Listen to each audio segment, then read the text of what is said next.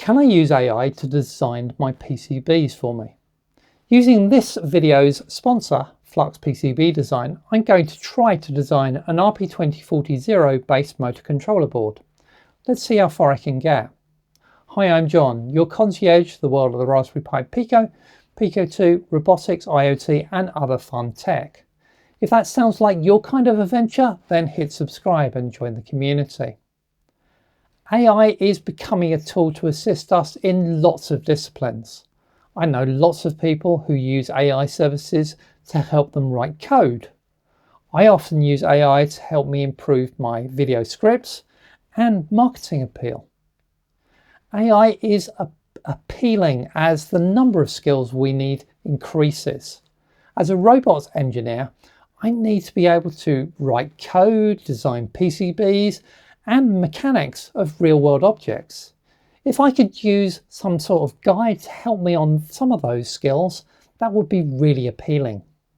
So let's try for a PCB design. If this video sparks your inspiration or helps your projects, consider dropping me a cash tip using that super thanks button below the video, or alternatively there's a payment link in the description. This helps me keep the channel going and keep these ideas flowing. Now hit that like button, grab your Pico and let's get started. This video is sponsored by Flux.AI, PCB designing software with AI built in. PCB design is just one of so many skills we need as makers. So it would be great to have some AI to help. Flux CoPilot is a built-in AI assistant to help you design your PCB, to place and modify components and connect them intelligently. With AI Auto Router to route your PCB like an expert engineer rather than a binary algorithm. Flux runs in a browser, so you can use it anywhere you have an internet connection and collaborate in real time with others on your design. Use the link in the description to go try out Flux AI today. For recipe 1, I designed this RP2040 based motor controller board. But I designed it in such a way that I'd still use a second motor controller, and this is the L298N, and therefore I had about 7 wires running between these two boards. Now that creates lots of connection problem potential for me and my robot, so I want to try something different and see if I can design the motor controller and the RP2040 all on one board. So this is Flux, and we're going to create a new project in Flux. So let's go and say we have a new project, please. And what I want this project to do is to be a motor controller using a RP2040 board as the microcontroller, and then an L298 motor controller.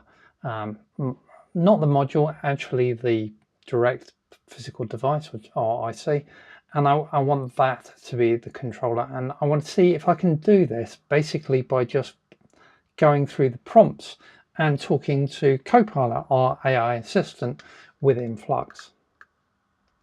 So let's start by asking Flux to give us a schematic for an L29N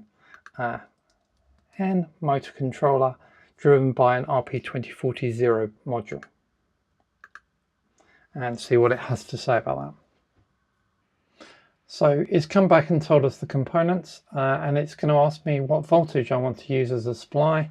So I'm going to tell it that I like the motor supply to be 12 volts via a screw terminal.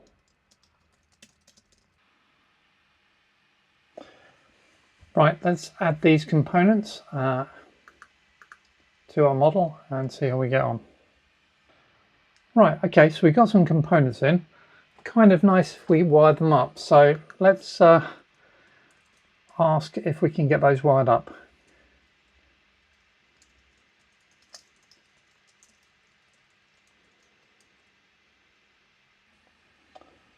So let's apply those connections.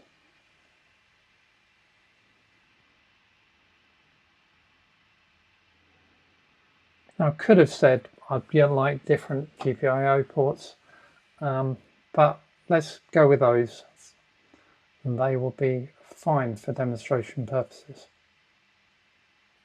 There we go. So we've got some connections set up and connected. Now, do they make sense? I don't know. That's I guess they do. Let's have a look. That sort of looks sensible on the Pico side, and I guess it looks kind of sensible on the LN side as well. I think be useful really, I guess, now is to add our motor on. So I think our motor is going to be a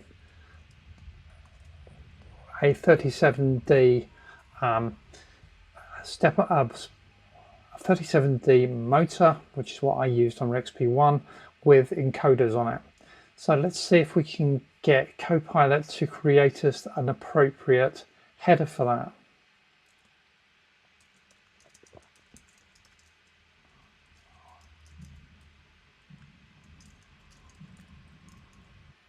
Right, let's see what it says to that. Right, there we go, we've got the header pins, so hopefully this is going to bring in a nice 6-pin 6x1. Yeah, that looks good.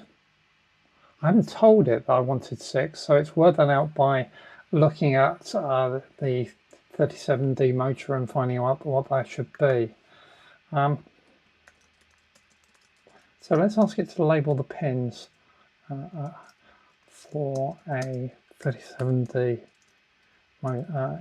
motor with encoder. So at this point I hit a little bit of a stumble because I've run out of my credits for CoPilot. So CoPilot service is a credit consuming service within the subscription to Flux.AI. Now I could have bought some more credits.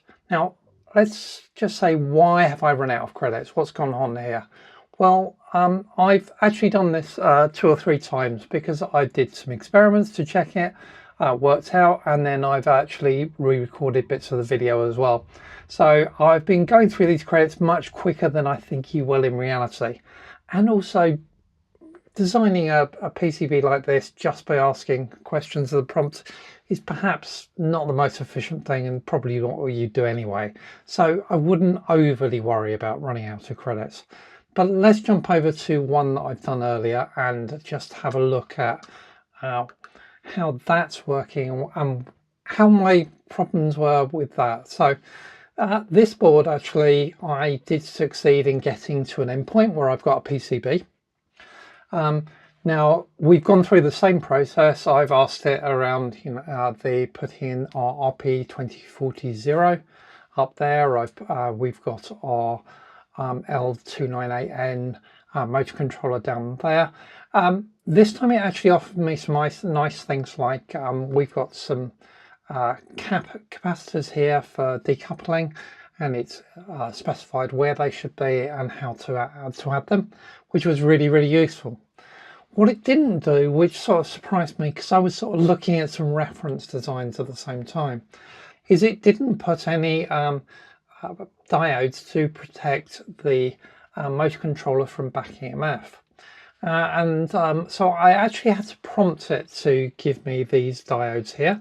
Now, to give it its due then, when I prompted it, it immediately selected a really appropriate diode, and it knew that I was going to need 8 of them, and it has wired them up. Now, something has gone kind of wrong in that wiring up because, well, not everything's got to the output pins somehow. But anyway, it's that's what I use to then get to a board, and here is the board over here. Now, CoPilot can't design and move your components around to give you the best optimum layout on the board, which is a bit of a shame. So I actually had to move things around and get my own layout. Then there is actually within the service an auto layout capability, which is one of Flux's AI's claims to fame, is how good their auto layout was, or auto routing for tracks, and it did a really good job of laying out all those tracks. Now the The problem I would say that we have got here is if we look down the side here, I'm kind of short of a few connections. So somehow our outputs for our motors don't actually seem to have got through to the header. So that there's a little bit of an issue, but actually I'm amazed at how far we have got and how easy this has been, and how basically just talking to CoPilot is enough to guide me through the development of this sort of board. Like everything with AI, you know, I think you need to review what it's telling you. But actually, a fabulous amount of effort, and CoPilot is a really valuable addition. And of course, I'm going to look at everything in 3D, so we can have a look at what the board might look like. I really ought to trim it down a bit. Have a look at the bottom side of the board, shall we? There you go. See, there we have all of the board, and that's what it will look like. To be honest, I didn't think this was going to work at all. I've looked at Flux and thought it was really cool and really a helpful product. But could it really design my PCB? I wasn't so sure. And I'm actually hugely impressed with what it actually has done. Is it practical to design a PCB using Flux CoPilot on its own?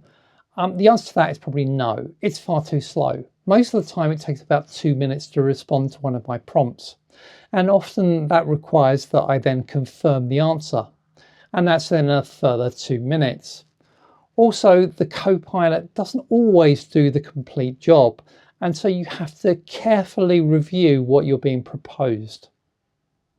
Saying all that, it is amazingly helpful in what it will do.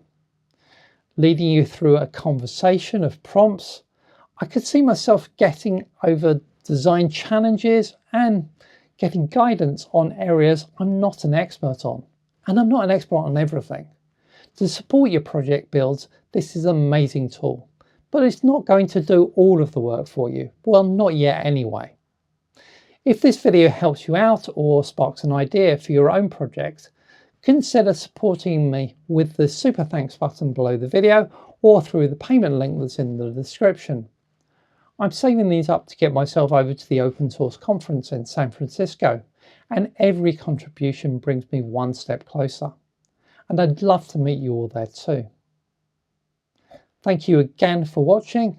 If you enjoyed this video, then please do give me a thumbs up and make sure you subscribe so you don't miss the next video. And remember, there are lots more projects on my channel. Go check them out, and I'll see you on the next video. Bye bye.